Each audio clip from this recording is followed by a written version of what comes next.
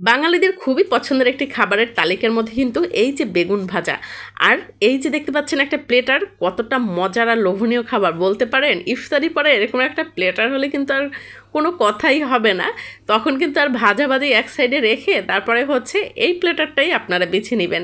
দেখতে পাচ্ছেন কতটা লোভনীয়। আশা করি আপনাদের কাছে ভিডিওটি ভালো লাগবে। না টেনে সম্পূর্ণ ভিডিওটি দেখবেন, দেখে যদি ভালো লেগে থাকে প্লিজ আমার চ্যানেলটি সাবস্ক্রাইব করে দিবেন। এখানে হচ্ছে আমি নিয়ে নিয়েছি বেগুন, আর এটা কিন্তু গোল গোল বেগুন দেখতেই পাচ্ছেন। তো আমি এখানে 3টা বেগুন নিয়ে নিয়েছি। বেগুনগুলো নিয়ে খুব সুন্দরভাবে ধুয়ে নিচ্ছি। আর আপনারা বেগুন ভাজার আগে সবসময় হচ্ছে এভাবে ধুয়ে নেবেন, কাটার পরে ধুবেন না, তাহলে কিন্তু আপনাদের বেগুনটা সুন্দর হবে না ভাজা। আর এই যে দেখতে পাচ্ছেন বেগুনগুলো সুন্দর করে কেটে নিয়েছি। দিয়ে দিচ্ছি হচ্ছে মরিচের গুঁড়া পরিমাণ মতো, আপনারা যেরকম ঝাল খান সেরকমের দিয়ে নেবেন। আর এখানে দিয়ে দিচ্ছি হচ্ছে হলুদের গুঁড়া, হলুদের গুঁড়াটাও স্বাদ মতো দিয়ে নেবেন, পরিমাণ মতো দিয়ে নেবেন। আর লবণ। বেগুন ভাজতে কিন্তু আমাদের তেমন কিছুই লাগে না, খুবই সামান্য পরিমাণে জিনিস হলেই হয়ে যায়।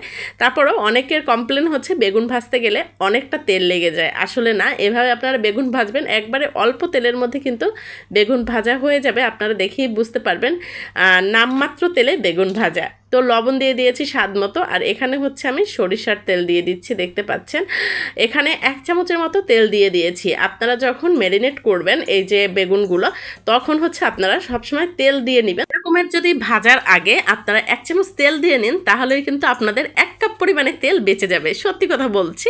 এই যে দেখতে পাচ্ছেন এখন তেল, মরিচ, হলুদ, লবণ সব কিছু সুন্দর করে হাতের সাহায্যে এভাবে মিশিয়ে নিচ্ছি।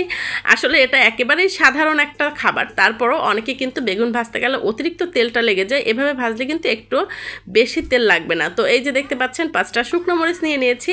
আর এই শুকনো মরিচের ঘ্রাণে কিন্তু মুগ্ধ হয়ে যাওয়ার মতো অবস্থা।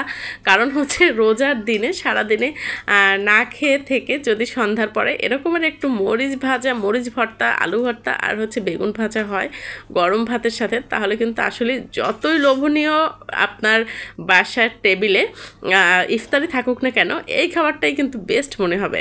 তো এখানে দেখেই বুঝতে পারছেন আমি কিন্তু একেবারে সামান্য নামমাত্র তেল দিয়েছি, আমি কিন্তু তেমন তেল দেইনি। ওই যে মরিচ ভাজার তেলটা ছিল না, জাস্ট সেই তেলটুকুই কিন্তু এখানে দিয়ে দিয়েছি। আর এই তেলে হচ্ছে ঢাকনা দিয়ে ঢেকে বেগুনগুলো ভেজে নিয়েছি, একবারে খুবই কম তেলে। তো আশা করি আপনাদের কাছে ভালো লেগেছে।